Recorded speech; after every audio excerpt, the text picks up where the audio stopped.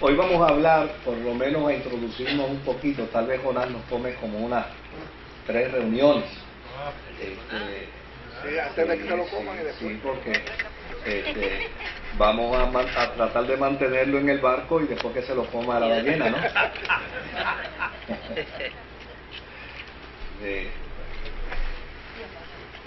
El libro de Jonás aparece dentro de los documentos proféticos, ¿verdad? Como un libro profético, pero realmente es un libro que cuando uno lo mira, tiene que aceptar que el libro profético realmente no es.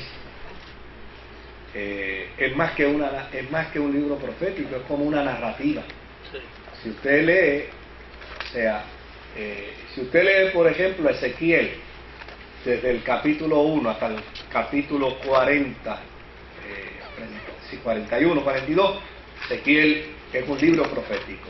Si lee a Isaías desde el capítulo 1 hasta el capítulo 66, es un libro profético. Pero usted lee a Jonás, y Jonás es una historia. Es un relato. Así que cuando uno va a mirarlo literariamente, uno pues tiene que entender que es a manera de un relato. Y de hecho, para algunos se convierte en un relato parabólico, en una parábola. ¿Por qué? Porque detrás de Jonás lo que hay es una enseñanza. Detrás de Jonás hay una verdad central. Y yo creo que más importante que el origen del libro, que el autor del libro, que es precisamente la enseñanza. La enseñanza. Una enseñanza que sin lugar a dudas, en un momento dado, por lo menos a mí personalmente, me llevó a concluir que hay muchos profetas que deberíamos echarlos al agua. A mí personalmente me llevó a concluir eso. Yo dije, caramba, ¿qué aprendí del libro de Jonás en su lectura? Pues que hay profetas que deberíamos echarlos al agua, porque están creando los problemas en la embarcación, están creando tormentas en la embarcación, porque hay gente que se toma unas atribuciones personales y particulares. ¿Ah? No. Simplemente echarlo al agua.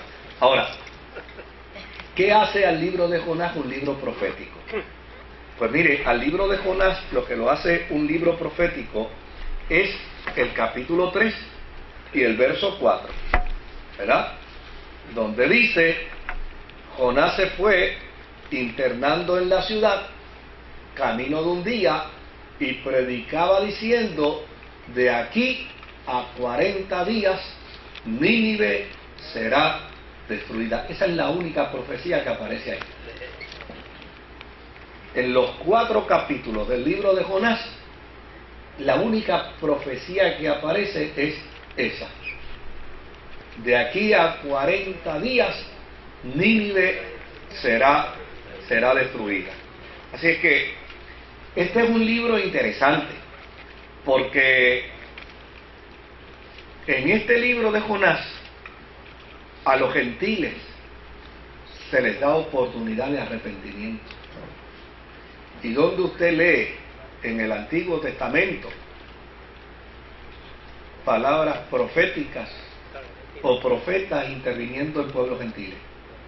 Todos los profetas de Israel intervinieron para Israel. Fueron profetas para Israel.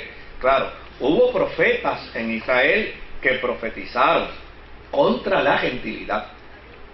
Prácticamente todos, incluyendo a Abdías, que lo discutimos la semana pasada. Todos profetizaron contra la gentilidad. Pero en el libro de Jonás, la particularidad es que la profecía no es para destruir, es para salvar a Nínive. De hecho, ese es el gran dilema y ese es el gran conflicto, que a Jonás no le gusta la idea de ir a profetizar, invitando a los gentiles a un arrepentimiento, porque él dice, caramba, yo no quisiera que se arrepientan, yo quisiera que los liquiden, pero sin embargo, él tiene la encomienda de Dios de predicarle a los gentiles para arrepentimiento. Por lo tanto, la razón por la que inclusive en el Yom Kippur, ¿verdad?, en esa fiesta judía, la razón por la que se utiliza el libro de Jonás y se habla de Jonás es porque el libro de Jonás es libro de reconciliación. De hecho, el mismo Jesús cita a Jonás para decir que así como él fue llevado en el vientre del gran pez por 3 días, él también estará por 3 días en el sepulcro, precisamente para servir de puente de reconciliación a la humanidad. Entonces, es interesante que un libro que tiene muy poca profecía, una sola profecía, y que es un libro cuya profecía no es para Israel, su profecía es para un pueblo gentil, haya sido aceptado y haya sido integrado dentro de la documentación judía, dentro del Antiguo Testamento, como el libro de un profeta de Israel. Ahora, hay 2 posiciones de interpretación con respecto a Jonás. Y desde luego yo voy a hablar un poco de las 2.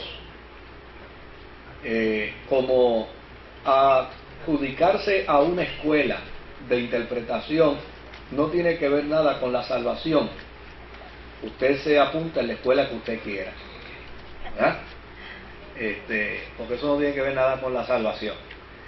A mí, no sé si alguno de ustedes estuvo el domingo antepasado aquí, el domingo de resurrección en la noche, que estaba el pastor Pedro Piñeiro y predicó un sermón precisamente sobre los dones y los carismas y la necesidad de que los creyentes buscaran los dones del Espíritu Santo. Él decía, eso no tiene que ver nada con la salvación. Usted es salvo, ya usted es salvo. Esto lo que tiene que ver es con una mayor intimidad con el que le salvó. Y a mí me encantó mucho esa expresión porque por lo general lo que uno escucha a veces dentro de esa posición es que si no hablas lengua no eres salvo. Que si no hablas lengua todavía te falta. Y en el caso de él, que es un pentecostal de pies a cabeza como lo soy yo, yo nunca dejaré de afirmar mis raíces. Yo soy de raíces pentecostales, eso yo no lo negaré jamás. Pero obviamente yo nunca me he podido tragar la idea de que quien no habla lenguas no se salva, porque a mí me parece que eso no se sostiene escrituralmente por ningún lugar. Ahora, sí creo que usted es salvo por la gracia, y usted es salvo por confesar a Jesucristo como Señor y Salvador, pero cuando usted entra a una experiencia de intimidad con el Espíritu Santo, obviamente usted puede estar casado con su esposa o con su esposo, y si están casados son un buen matrimonio, ¿no? Pero hay matrimonios que no se disfrutan tanto como otros. No niega que están casados, pero hay unos que lo disfrutan más que otros. Hoy yo estaba en el banco y una señora, pues de esa gente que en la fila quieren hablar, ¿verdad? Me dice, vengo a arreglar un problema aquí en el banco porque resulta que yo pedí una tarjeta de crédito y me mandaron una tarjeta de mi esposo y yo le metí 1,000 pesos a la tarjeta, saqué 1,000 y ahora me doy cuenta que esa tarjeta es de la cuenta de mi marido. Y yo, pues si de la cuenta de su marido no se preocupe tanto. Y dice, no, es que nosotros tenemos cuentas separadas, él brega con los suyos. Pues no se preocupe, eso fue con un prestamito. No, mire, si él se entera, volvemos a divorciarnos de nuevo. Ese es el mejor ejemplo, ¿no? Pues eso es una pareja, un matrimonio, pero ese no es un matrimonio que disfruta mucho. ¿Verdad? Entonces, ¿cómo es? Sí. Ay, santo Dios, y él se queda callado. Pasa que las que tienen validez las tienen guardadas. Él deja las vencidas en la cartera. Entonces, pues obviamente ese tipo de proceso es el que él postulaba y planteaba. Y a mí me encanta el hecho de que aquí se está hablando de un sentido de reconciliación. Dios es el Dios que va a reconciliar a ambos pueblos. Entonces, claro, cuando uno mira eso dentro de ese contexto, lo va a ver de manera interesante. En las dos historias, pues tal vez a una a usted le guste más que la otra, de la forma y manera como se interpreta. Ambas tienen su fuente de origen en Segunda de Reyes, en el capítulo 14, verso 25 al 27, ¿verdad? Segunda de Reyes 14, verso 25 al 27, donde dice la Escritura, ¿verdad? Él fue quien restableció las fronteras de Israel desde Lebó Hamat hasta el mar de Arabá, según la palabra que el Señor Dios de Israel había dado a conocer por medio de su siervo Jonás, hijo de Amitai, el profeta de Gat-Hefer, porque el Señor había visto que todos los habitantes de Israel, esclavos o libres, sufrían amargamente y que no había nadie que los ayudara. Pero el Señor los salvó por medio de Jeroboam, hijo de Joás, pues había dicho que no borraría de la tierra el nombre de Israel. Fíjense que aquí se está hablando de Jeroboam II, el rey de Israel, que en un momento dado interviene en la historia de Judá y salva a Judá y logra inclusive poseer terrenos que en un momento dado ellos habían perdido. Y lo que es interesante es que aquí se dice, ¿verdad? En esta historia de Segunda de Reyes, se dice que Jonás, el hijo de Amitai, proclamó un mensaje de redención en favor de Israel, no por méritos de Jeroboam, sino porque Dios quería tener misericordia de Israel, porque los israelitas estaban sufriendo mucho. Así es que, según la historia de Segunda de Reyes, Jonás existía más o menos en el año 787, para el siglo VIII antes de Cristo. Entonces, necesitamos mirar al libro de Jonás y compararlo con Segunda de Reyes. Entonces, aquí vamos a descubrir un dato interesante, y es que el Jonás de la historia del pez que se lo tragó es un Jonás de un tiempo muy posterior al Jonás de Segunda de Reyes.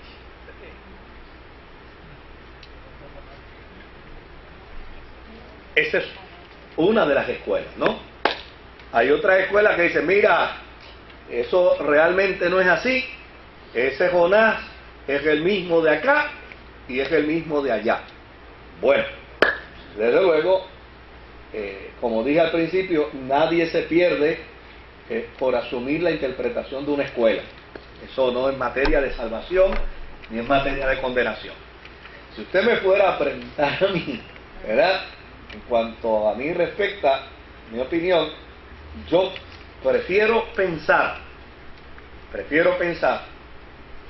que el Jonás de Segunda de Reyes y el Jonás de la historia que vamos a tocar hoy son dos Jonás distintos. ¿Y por qué? Pues eso es lo que voy a explicar, si no, no me gano los chavos. Si no, no me pagan. Yo lo voy a explicar poco a poco. Ahora, mire qué interesante. Ese Jonás que encontramos en Jeroboam, es un Jonás que profetiza contra los enemigos de Israel. Sin embargo, este Jonás que vemos aquí es un Jonás que va a profetizar arrepentimiento a los gentiles y reconciliación. Que no quiere, no quiere, pero tiene que ir.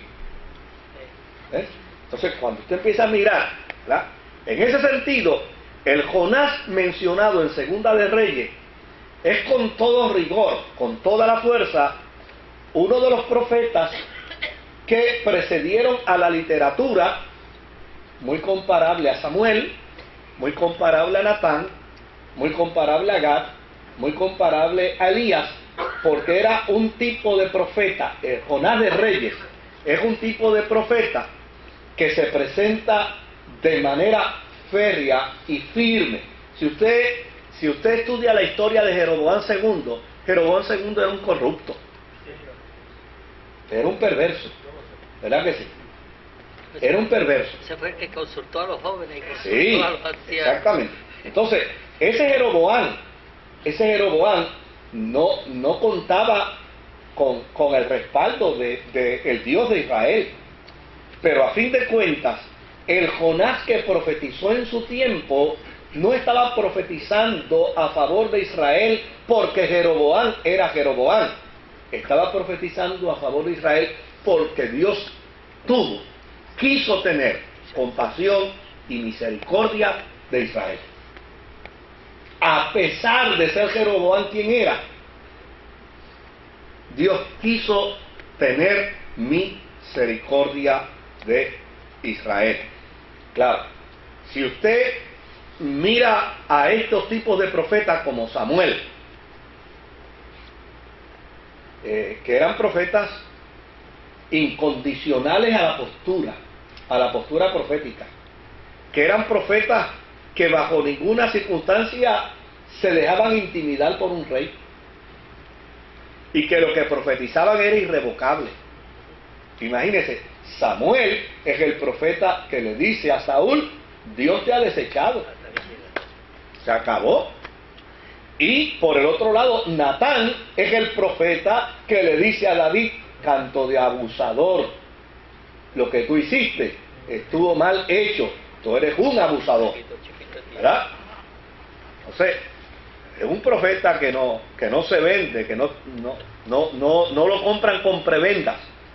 Por el otro lado, Elías es un profeta que se enfrentó al rey de su tiempo, ¿verdad? Y a la mujer se enfrentó a la mujer de ese rey y se enfrentó a los profetas de Baal. O sea, era un profeta incondicional a su profecía.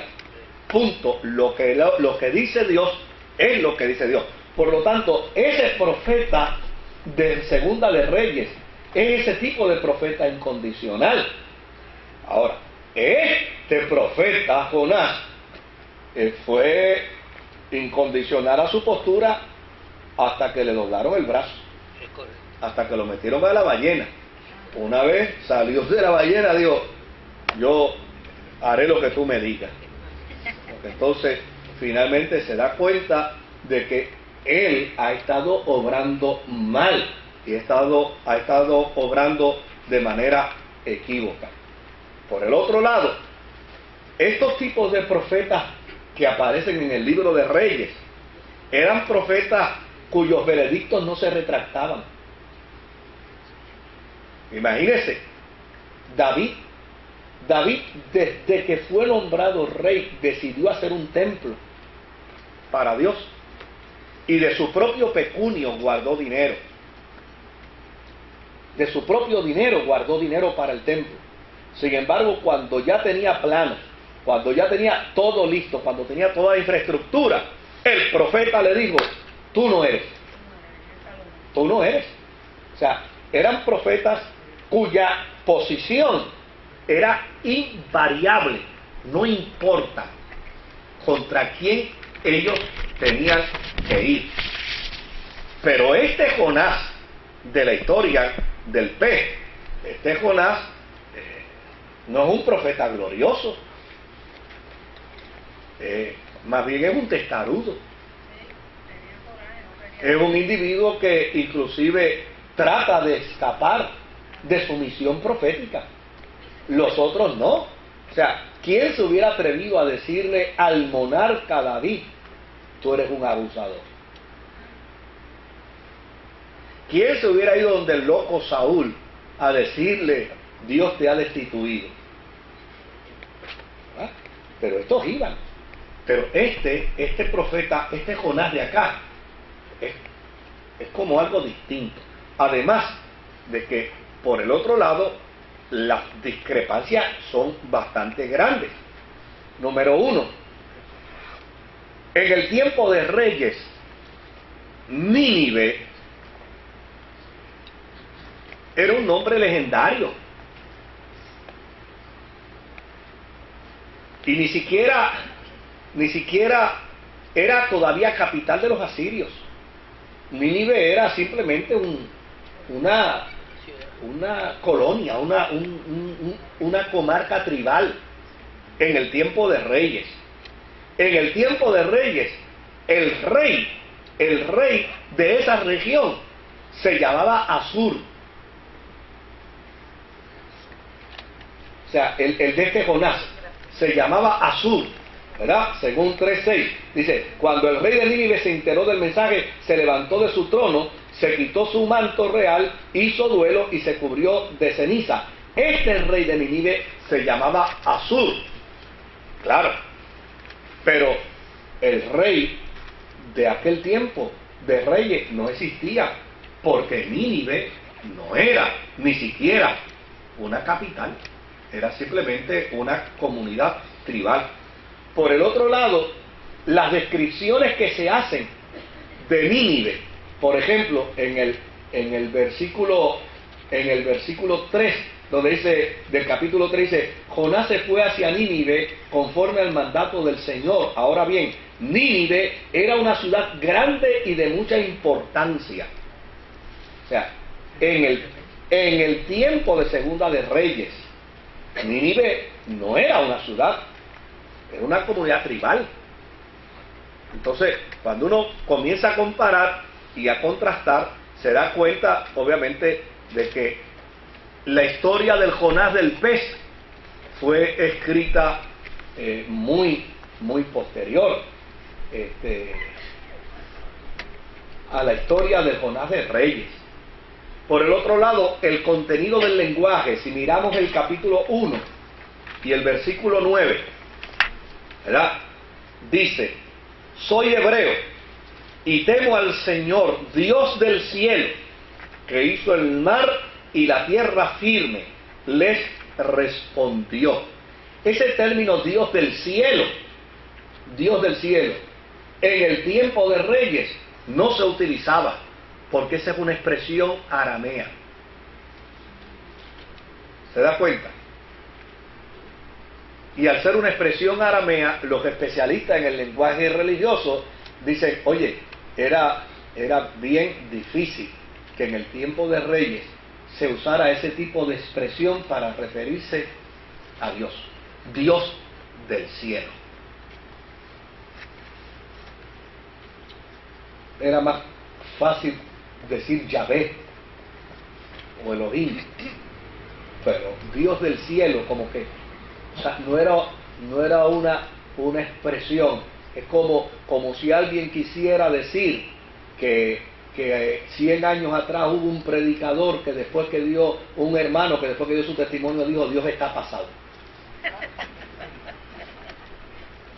¿Verdad? Mira, 100 años atrás el que hubiera dicho en una iglesia, Dios está pasado, lo pasaban por la puerta y lo sacaban. ¿Verdad? Pero sí, lo pasaban por la puerta y lo sacaban y lo llevaban allá al puente.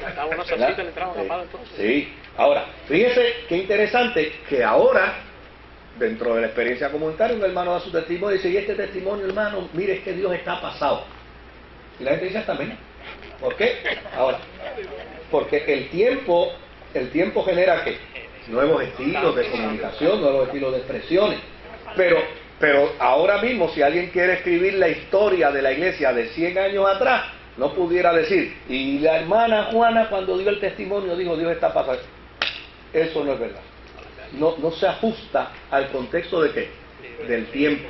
De igual manera, los especialistas del lenguaje dicen que en Segunda de Reyes, esa expresión Dios del cielo, en el libro de Jonás, esa expresión del Dios del cielo no se ajusta a las expresiones que se hacían en el tiempo de Segunda de Reyes, donde se podía hablar de Dios, del Yahvé, pero no se hablaba del Dios del cielo. Ahora, ¿dónde estaban estas experiencias? ¿Dónde estaban estas expresiones? ¿En qué tiempo puede ubicarse la historia del Jonás que vamos a estudiar hoy? ¿Verdad? Pues mire qué interesante. Los teólogos dicen que estas historias se ajustan más al tiempo de Esdras y al tiempo de Nehemías.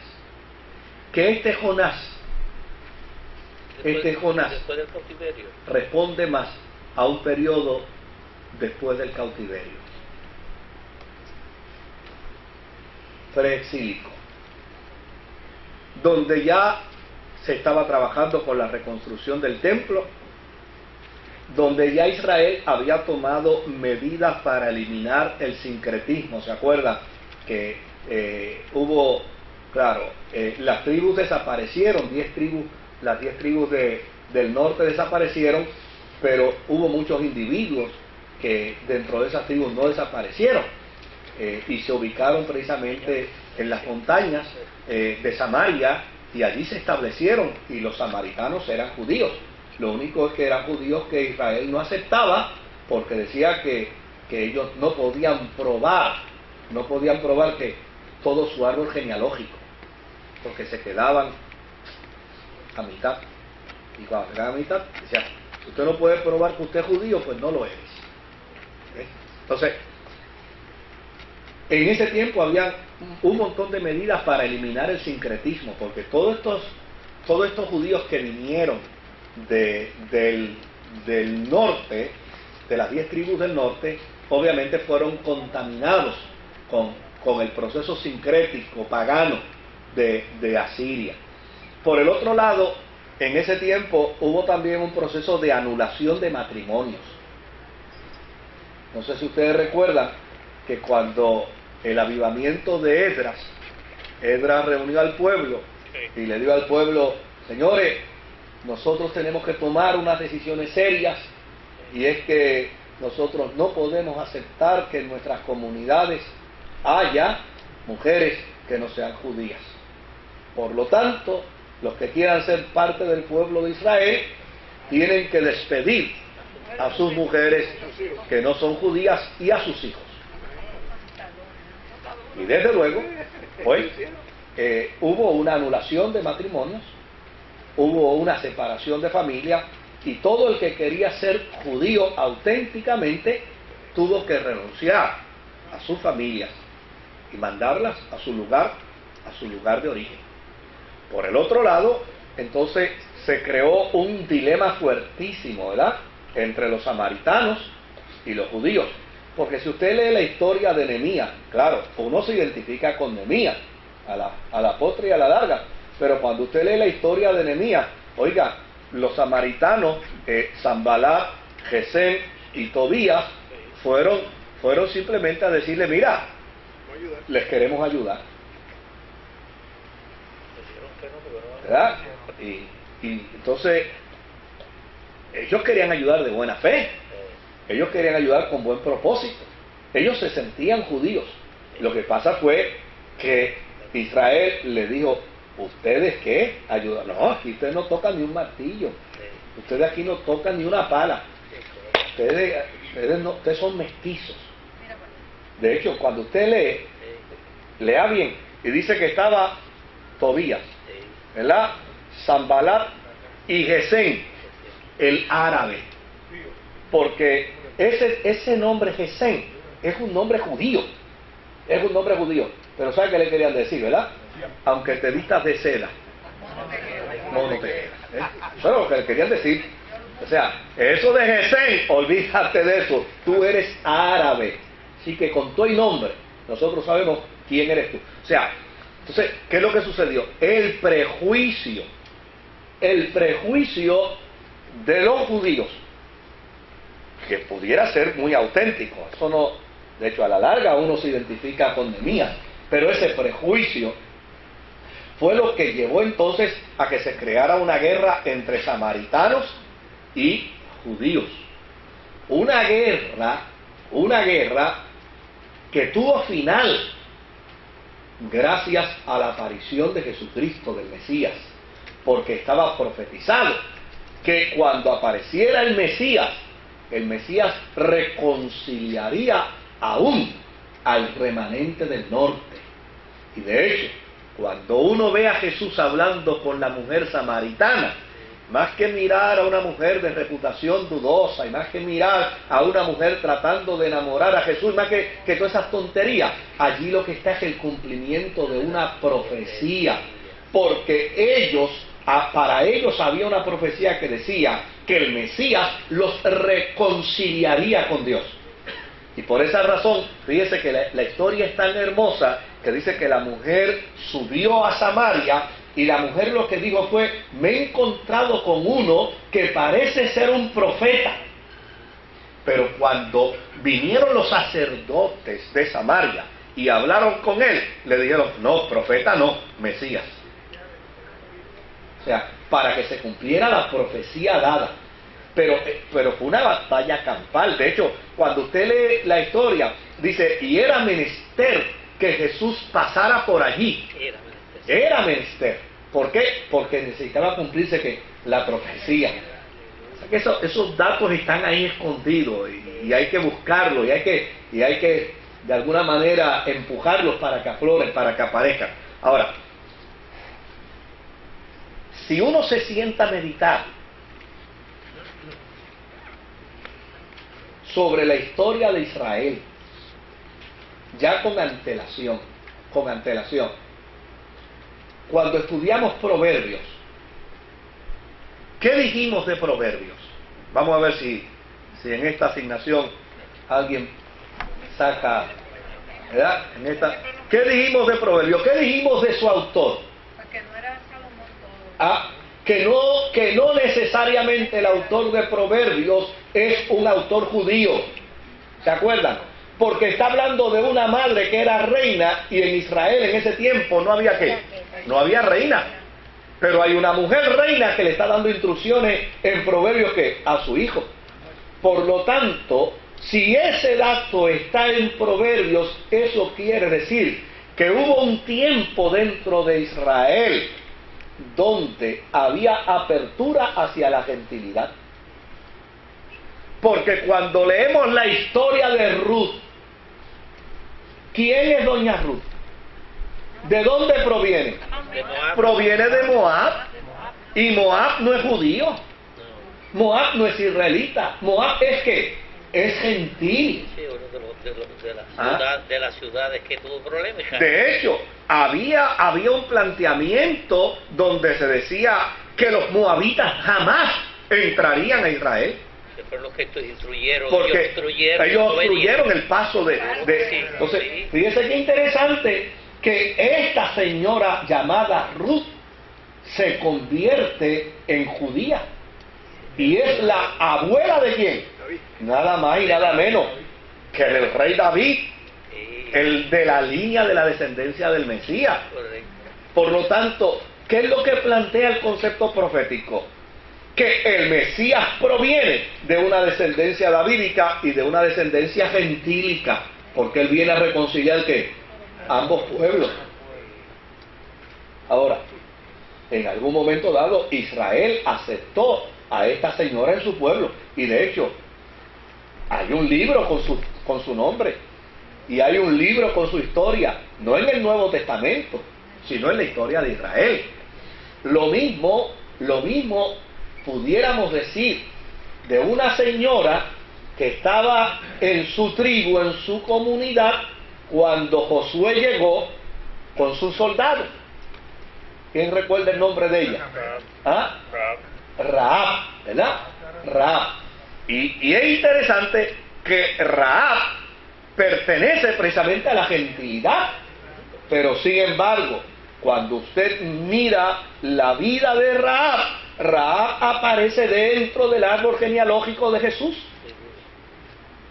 O lo que quiere decir que hubo un tiempo en Israel, por la provisión divina, donde Dios permitió que se injertara elementos de la gentilidad para que adviniera el Mesías. Ahora, esa política de Esdras y de Nehemías, de la reconstrucción del templo, de eliminar el sincretismo, de la anulación de matrimonio, de la evasión de los samaritanos, de la eliminación de los samaritanos, sin lugar a dudas, tuvo que haber traído, ¿sabe qué? Personas que no estuvieran de acuerdo. Oiga, son los extremistas, siempre ha habido en extremistas, siempre. Permítame decir una broma en verdad, porque aceptar una profecía que diga que deje a la esposa cuando no se quiere es fácil, pero cuando se ama a la esposa, ¿verdad? Y cuando hay hijos, ¿verdad? Y cuando hay unos vínculos de sentimiento, o sea, nosotros no podemos mirar la historia preexílica como una historia donde todos los que estaban allí, cuando Nehemías y Esdras dijeron, aquí vamos a sacar a todo el mundo y usted va a salir de su esposa y usted va a salir de sus hijos, no podemos pensar que todo el mundo dijo, amén, así va a ser. No, allí tuvo que haber habido ¿qué? Llanto, tuvo que haber habido dolor, y tuvo que haber habido gente que dijera, no, yo no estoy de acuerdo con esto. Por lo tanto, hay un grupo de teólogos que plantea y dice que esta literatura de Jonás, de este Jonás, es precisamente el resultado de unos individuos que empezaron a desarrollar planteamientos teológicos, como surgió el planteamiento teológico de Job. ¿Por qué surge Job? ¿Se acuerdan ustedes por qué surgía Job? El libro de Job surgió como resultado de una posición teológica que decía que a mayor sufrimiento, mayor pecado. Por eso surgió el libro de Job. A mayor sufrimiento, mayor pecado. Y desde luego el escritor del libro de Job le probó que eso no es verdad.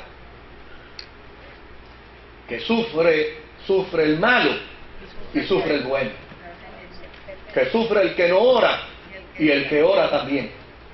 Que sufre el que no es espiritual y el que es espiritual también sufre. Y sufre el pecador y sufre el santo. Y gracias a la postulación de Job, la cristiandad pudo entender mejor al Mesías, varón de dolores y experimentado en quebranto.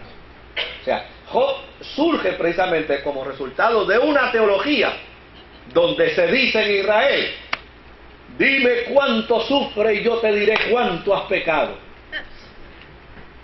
Y el autor de Job dice, pues mira, estas son falacias de ustedes, cuentos de ustedes. Y agarró y trajo a 4 individuos que representaran precisamente esa teología y los introdujo dentro de la historia de Job. Y agarró a Job, varón justo y piadoso, de quien Dios se sentía orgulloso, y Dios inclusive le dijo a Satanás, no lo has considerado, que eso es lo mejor que yo tengo. Déjame tocarlo, déjame destruirlo, déjame acabar con él, a ver cómo va a ser. Sí, desde luego, el libro de Job es una respuesta de crítica a la teología de un momento dado. Y el libro de Jonás, del pescado, ¿verdad? Para distinguir uno de otro, es precisamente una respuesta precisamente. Note bien que no lo podemos identificar plenamente como un libro profético, porque es una narrativa. Porque con un montón de profecías, de oráculos proféticos, no se podía probar lo que se quiere probar en Jonás. Pero sí, con una narrativa se podía probar. ¿Qué se quería probar? ¿Qué es lo que se quiere probar? Que esto de estar votando gentiles de Israel, imaginándonos y separándonos, oiga, eso le ha costado carísimo, carísimo a Israel. La injusticia de Abraham con Agar. ¿Cuánto le ha costado a Israel? Todavía nos está costando. Y ahora está peso. Lo tienen seteado. ¿Verdad? Lo tienen seteado. Y fue un acto injusto, totalmente injusto. Tan injusto es que cuando Abraham la dejó desamparada en el desierto entre Israel y Egipto, apareció un ángel para socorrerla. No, pero lo que pasa es que yo estoy defendiendo a Sara porque a fin de cuentas Sara era el poder detrás del trono, pero el bobo fue Abraham, porque Abraham debió haberle dicho a Sara: mire, comadre, usted se recoja a buen vivir, usted me la asignó y ahora tranquila. ¿Verdad? Pero ¿qué sucede? Que, no, si eso te molesta, no te apures. Y agarró el muchachito, a Ismael, y la agarró a ella y la tiró al desierto. ¿Y quién fue el que le dio la profecía? Fíjense que allí no fue un profeta. Dios mismo le dio la profecía. Y le dijo: no te preocupes, que de este muchachito va a salir una gran nación. Y va a salir un gran pueblo. Así que a los cristianos y a los judíos no se nos puede olvidar que toda esta batalla es de los pueblos hermanos. Y fue el resultado de un desatino. De un desatino. Entonces, cuando vemos esta historia de Jonás, precisamente lo que vamos a ver es la respuesta, probablemente, de un autor que dice: mira, vamos a escribir esta narrativa, vamos a escribir esta historia, y le vamos a asignar un personaje. ¿Cómo se va a llamar ese personaje? Jonás, el hijo de Amitai. Así se va a llamar el personaje. Y lo vamos a poner aquí en esta historia, porque le queremos preguntar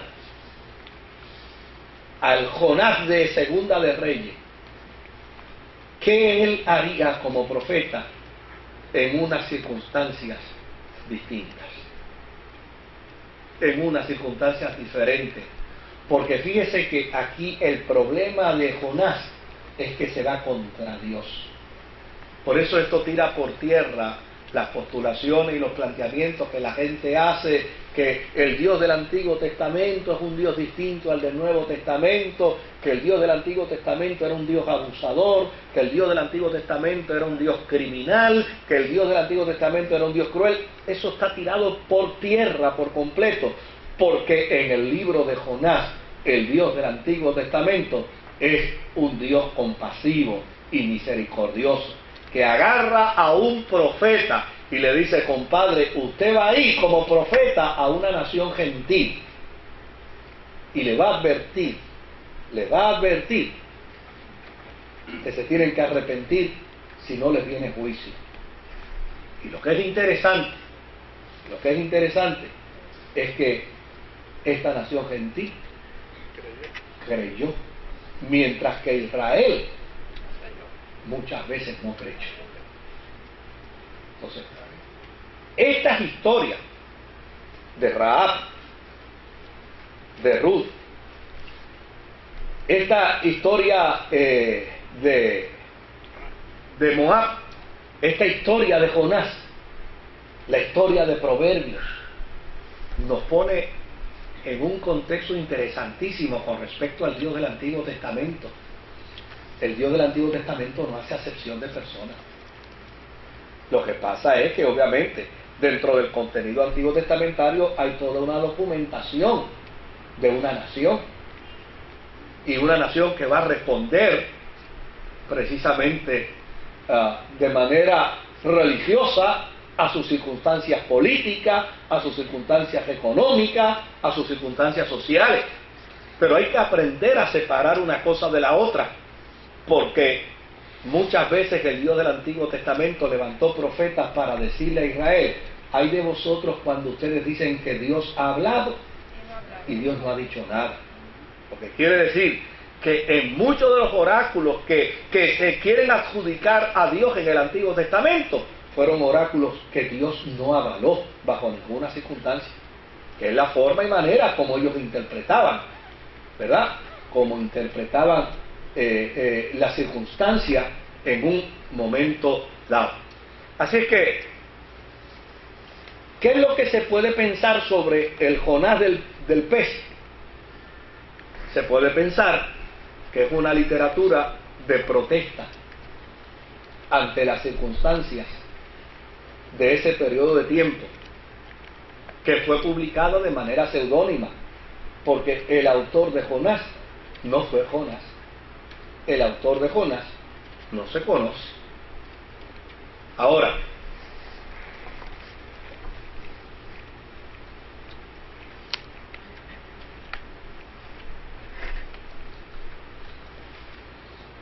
sobre el género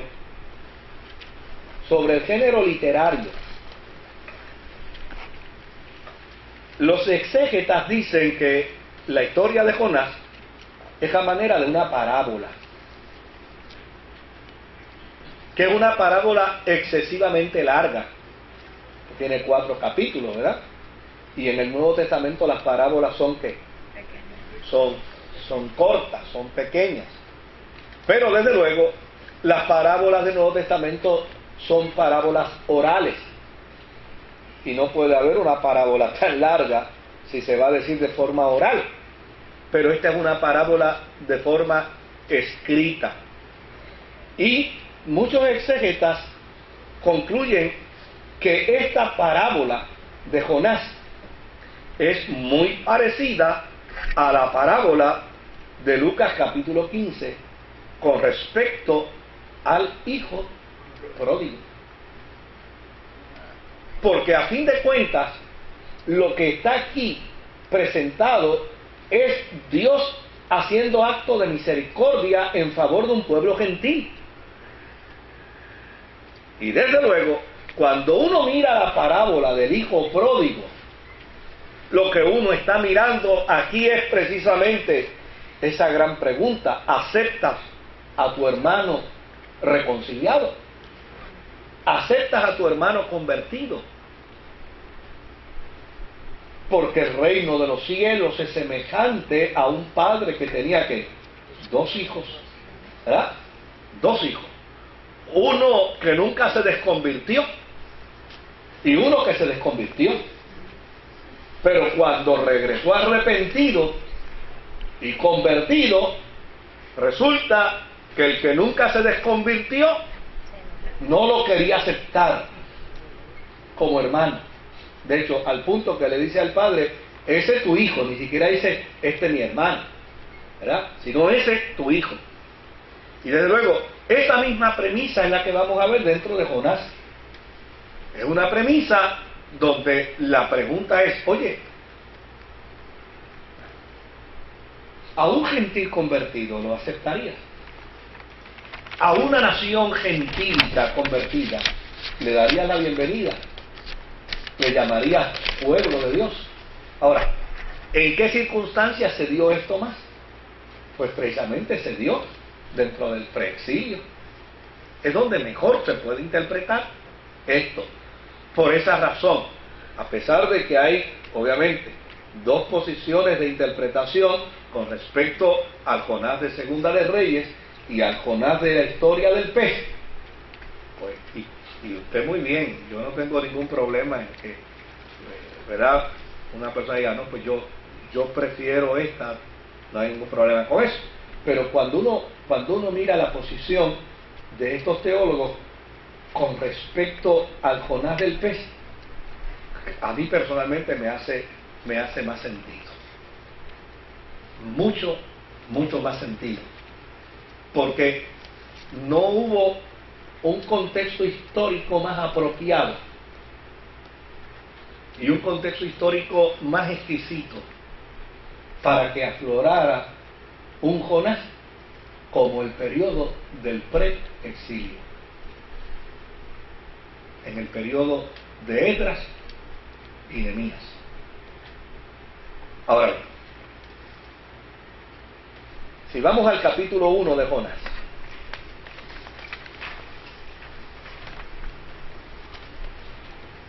oye, ni agua le dan a uno ya aquí.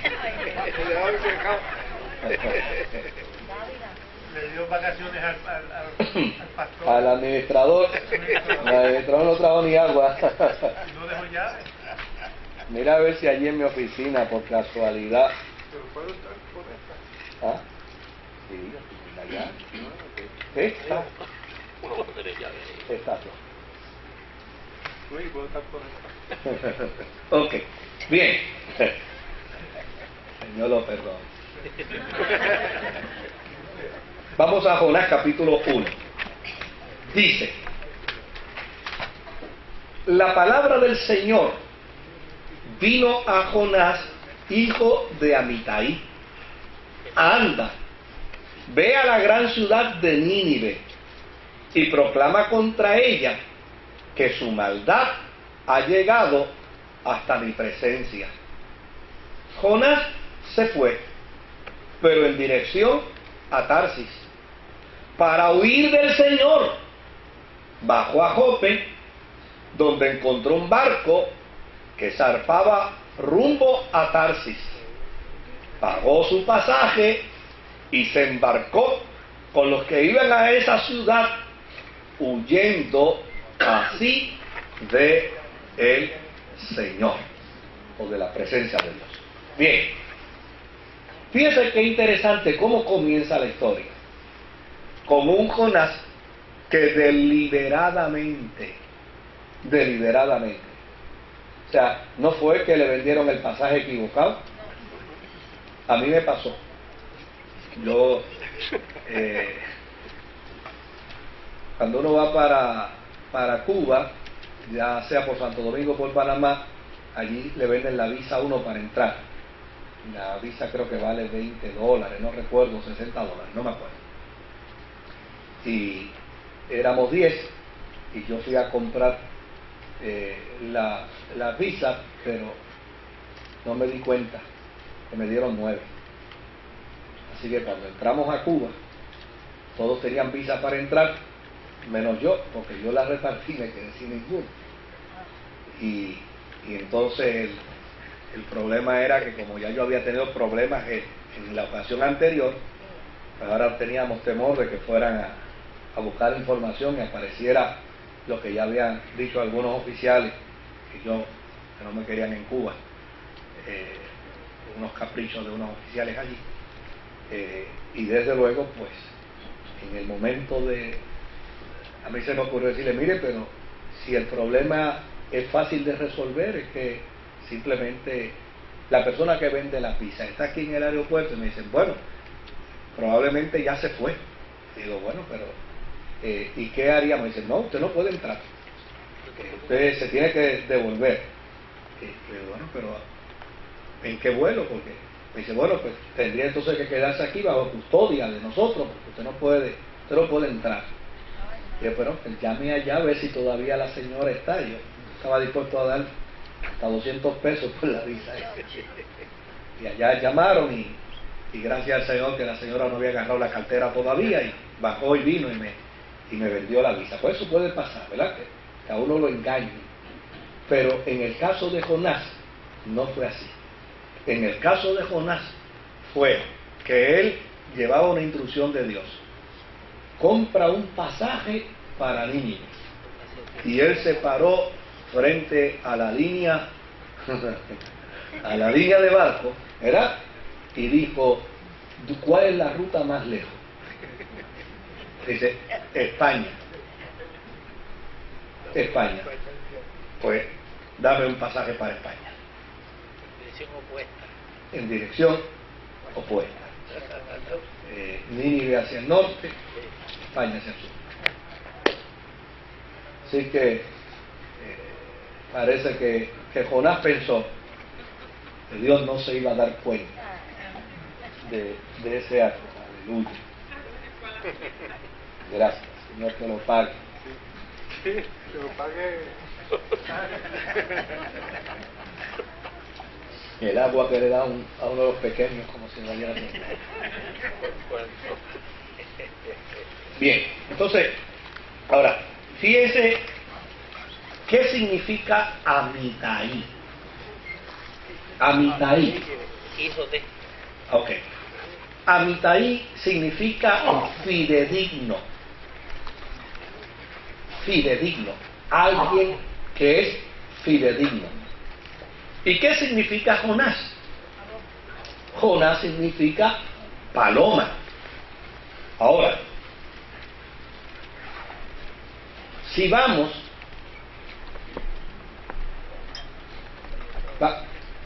vamos a mirar un momentito a Oseas, el libro del profeta Oseas, capítulo 7.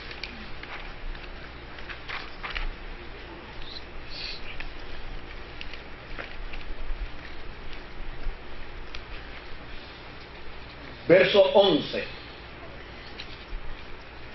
donde dice: Efraín es como una paloma, torpe y sin entendimiento. ¿Qué significa entonces paloma en el sentido de Jonás? Paloma, torpe, paloma sin entendimiento. ¿Se da cuenta el significado? José, ahora,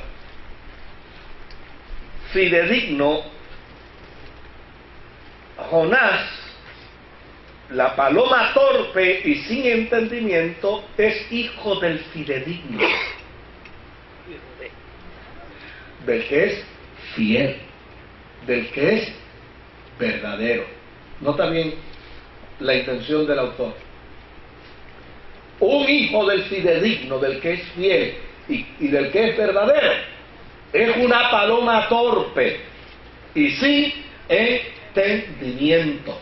Por lo tanto, Jonás representa el lado más raquítico de Israel.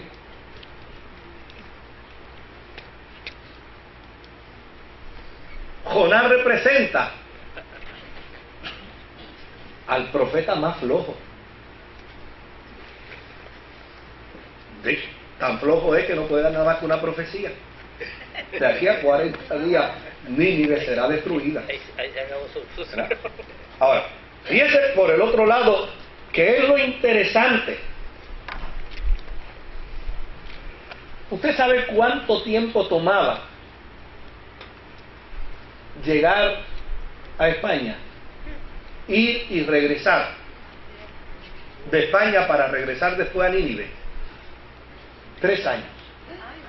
Sí, porque los medios de transportación eran bien.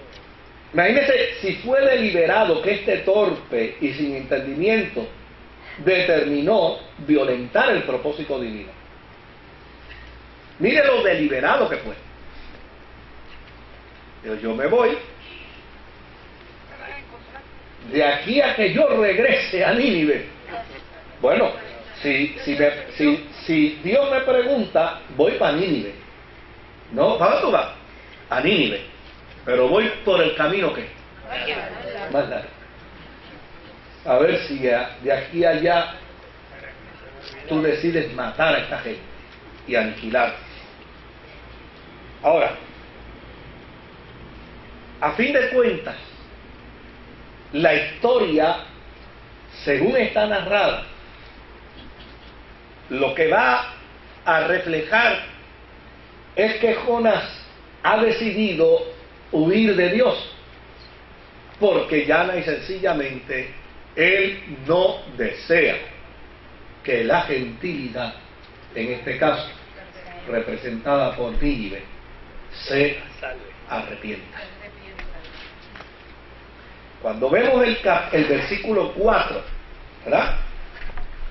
Dice: pero el Señor lanzó sobre el mar un fuerte viento y se desencadenó una tormenta tan violenta que el barco amenazaba con hacerse pedazos.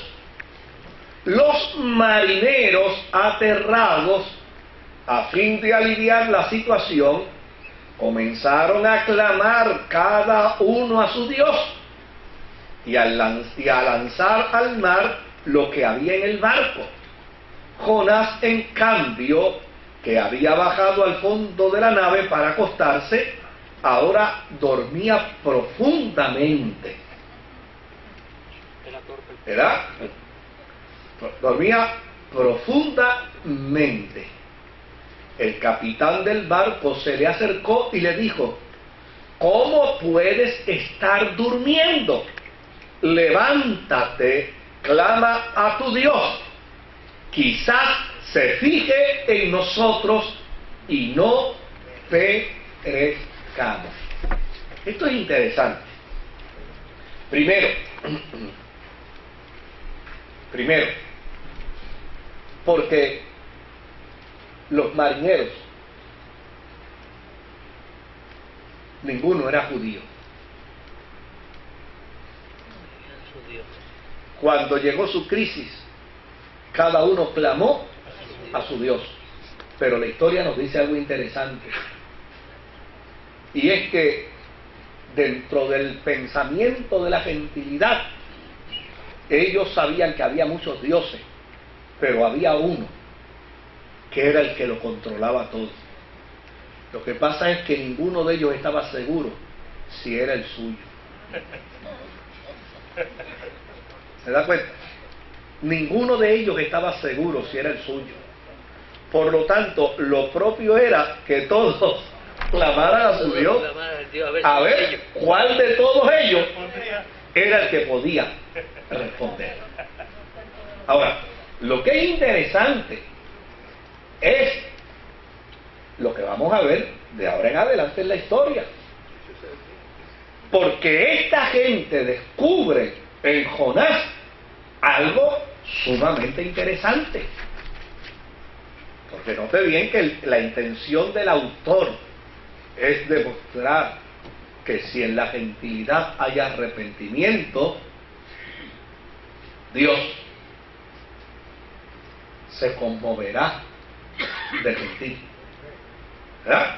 Ahora, miren el verso 7 hasta el verso 16.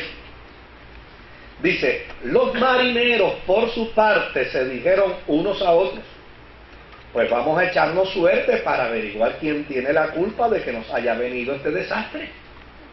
Y así lo hicieron. Y la suerte recayó ¿en quién? En Jonás. Entonces le preguntaron: dinos ahora, ¿quién tiene la culpa de que nos haya venido este desastre? ¿A qué te dedicas? ¿De dónde vienes? ¿Cuál es tu país? ¿A qué pueblo pertenece? Note bien la intención. Note bien la intención. Número uno, ¿a qué te dedicas? ¿De dónde vienes? ¿Cuál es tu país? ¿A qué pueblo pertenece? Es un buen sermón para la instalación de un pastor en una iglesia. Lo voy a poner en mi tarjetero. ¿Verdad? ¿Cuánto pide el sueldo? Soy hebreo. Responde: temo al Señor, el Dios del cielo, que hizo el mar y la tierra firme. Le respondió. Al oír esto, los marineros se aterraron aún más, y como sabían que Jonás huía del Señor, pues él mismo se lo había contado, le dijeron: ¿y qué es lo que tú has hecho? Algo malo tú has hecho. Pero el mar se iba enfureciendo más y más. Así que le preguntaron: ¿qué vamos a hacer contigo para que el mar deje de azotarnos? Oiga, note un dato aquí interesante. Dentro de los documentos antiguos testamentarios, la hospitalidad era un principio fundamental. La consideración hacia los demás, el trato justo, era un principio que inclusive Dios censuró muchas veces a Israel porque dejaba de practicarlo.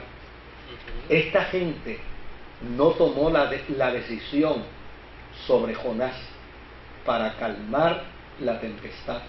Esta gente se comportó como a Dios le gusta que los seres humanos se comporten, indistintamente le conozcan o no le conozcan. Se comportaron dentro de la ley universal. ¿Qué vamos a hacer contigo para que el mar deje de azotarnos? Él le dio la solución. Y Él le da la solución.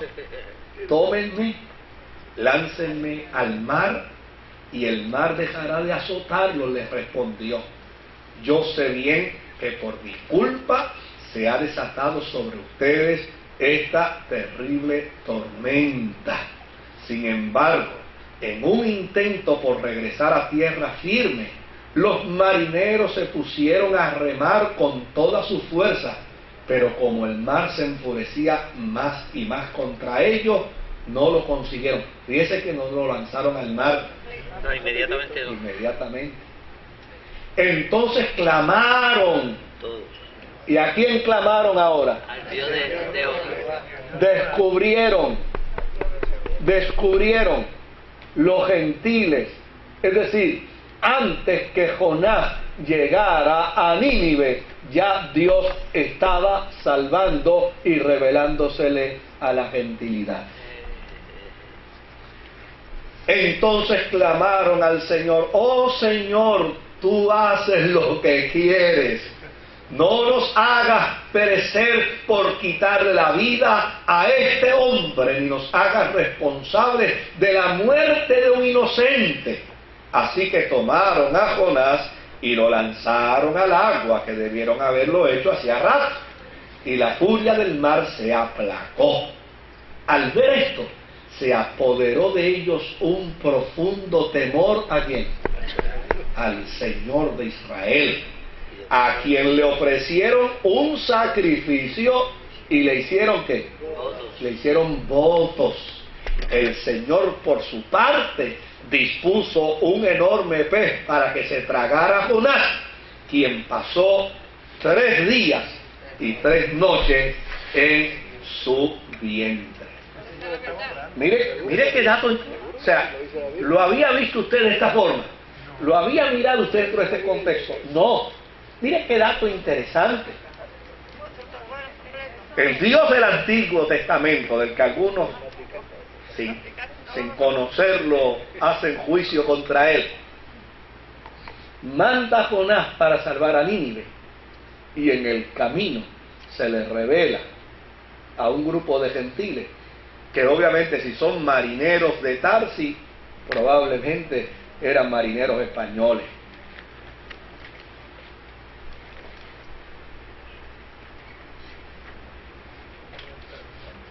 Ninguno de ellos era judío. Cada uno tenía su Dios particular. Cada uno estaba inmerso en el paganismo de su propia apreciación. Pero ahora, en el proceso, Jonás no le ha predicado. Jonás no le ha dicho nada. Jonás no sabe predicar. Jonás es un patético profeta. Jonás simplemente le contó que la verdad de su vida y le dijo: todo lo que ustedes están pasando es por mi culpa. Pero aún así ellos se conducen. Me encanta porque cuando Pedro está en la azotea, ¿verdad?, y Dios se le revela para salvar a una familia gentil, ¿verdad?, él se resiste, pero el Espíritu Santo le dice: óyeme, a esa familia gentil que yo quiero que tú vayas a salvar, ese hombre tiene unas virtudes extraordinarias. Ese hombre tiene actos de misericordia, tiene corazón compasivo, ese hombre es hospitalario, ese hombre es dadivoso. Es decir, Corazón contrito y humillado. este es un hombre que cumple con reglas universales de Dios, reglas que muchas veces Israel desobedecía, y en este momento Pedro estaba listo para desobedecer. Pedro reprendió al Espíritu Santo. Pedro le dijo al Espíritu Santo: oye, pero ¿acaso tú no sabes quién soy yo? ¿Qué pasa contigo? ¿Cómo se te ocurre a ti? Si yo soy judío, si por mi boca no ha pasado nada inmundo. Era como si estuviera diciéndole al Espíritu Santo: ¡hey! Estás equivocado, te estás contradiciendo, has perdido el juicio. Se nos parece a nuestro amigo Jonás. Yo no sé si es que siempre que Dios quiere salvar a gentiles, aparece en Jonás.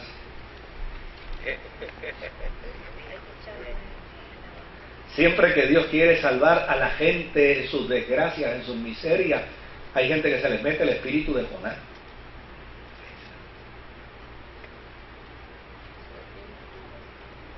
Yo creo que nosotros nos hubiéramos economizado un montón de pleitos con pecadores en este país si tuviéramos corazones más compasivos y menos espíritu de Jonás. Es una historia interesantísima, una historia bien comprometedora. Ajá.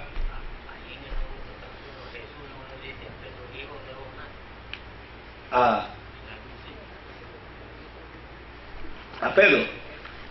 Me parece que sí. Me parece que sí. Sí, me parece que sí, que dice que en un momento Jesús le dijo a Pedro: hijo de Jonás. ¿Verdad? O sea, ¿hasta dónde no hemos comprendido el mensaje de Jonás? Nos hemos quedado en la ballena. ¿Verdad? Hijo de paloma torpe. O sea, fíjese qué interesante. Jonás está dormido y reacciona de forma fatalista. Ahora, eso sí, inmediatamente proclama su credo. El credo que genera el prejuicio de Israel. Soy israelita y soy hijo del Dios del Dios de Israel. Como queriendo decir que ese Dios es exclusivo.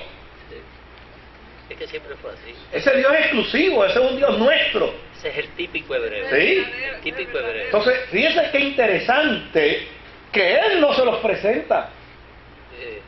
Pero dice: oye, si tu Dios es el verdadero, pues por eso es que hemos puesto a todo el mundo aquí a clamar, a ver cuál de todos los dioses nuestros es el verdadero. Pues descubrimos que ninguno de los nuestros, el verdadero es el tuyo, que ha provocado esta tormenta. Ahora dinos cómo es que esta tormenta se calma. Y el mismo Jonás pide que le echen ¿a dónde? Pues mira, échenme al mar. Ahora, yo quiero invitar un momentito a que veamos Isaías 27. ¿Verdad? Isaías 27.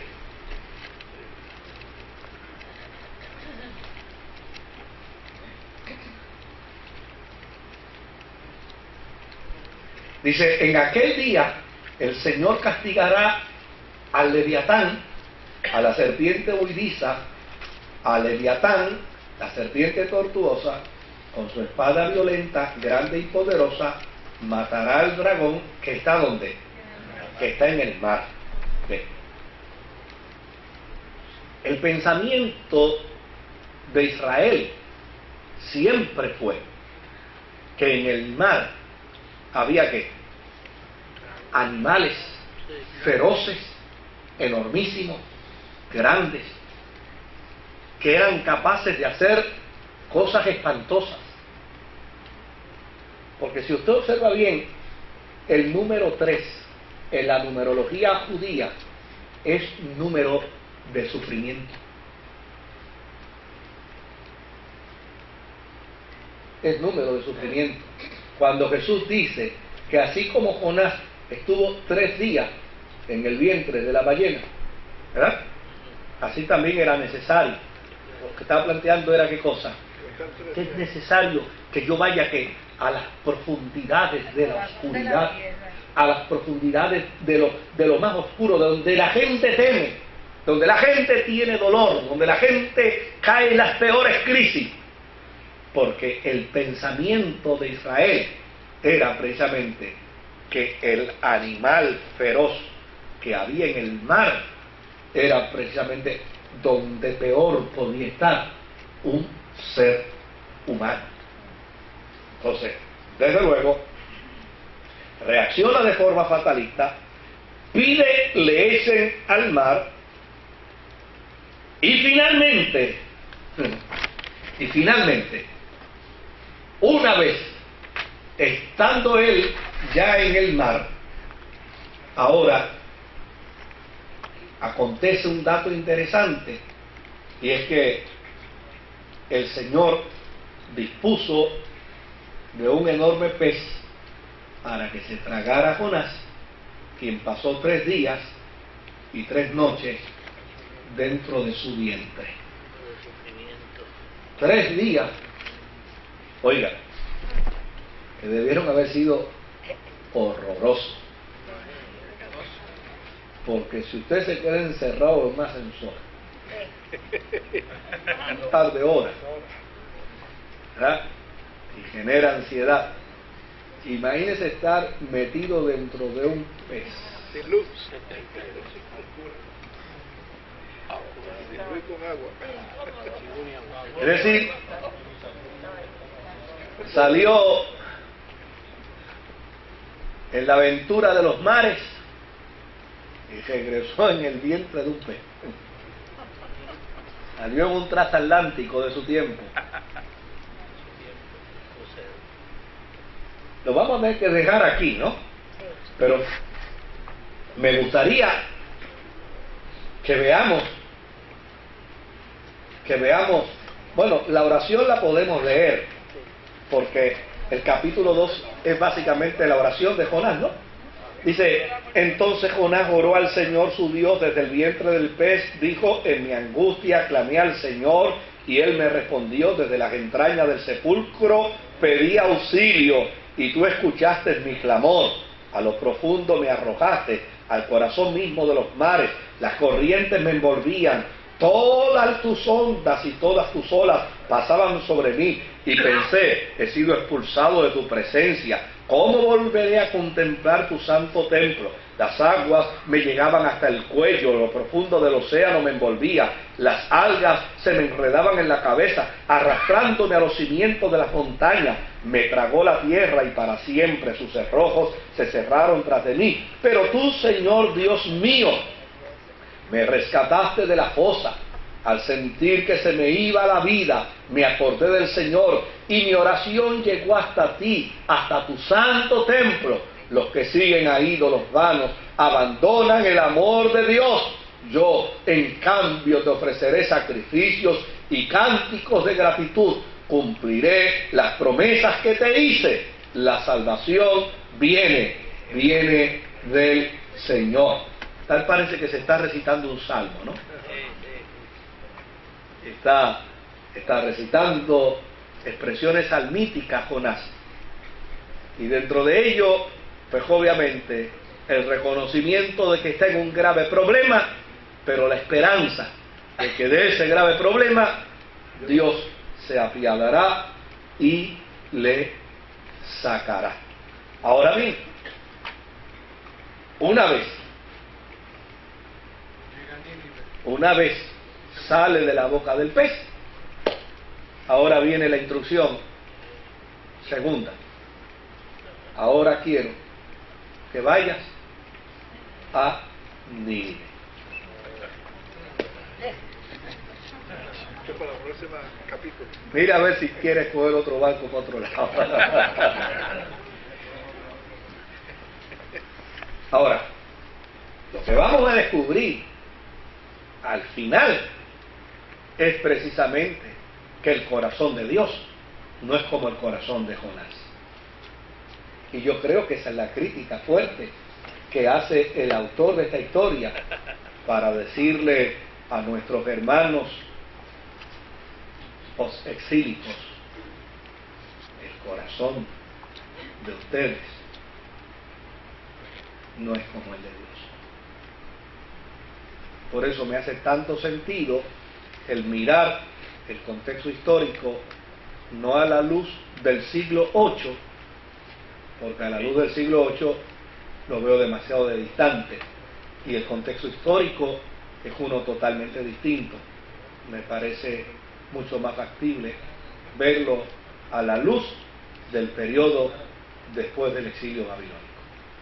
¿Alguna pregunta hasta aquí? ¿Algún comentario que quiera hacerse hasta aquí? ¿Alguien que quisiera comentar algo? Bueno, pues se saben entonces el corito bien. El martes que viene, PGS parece que no me llamo.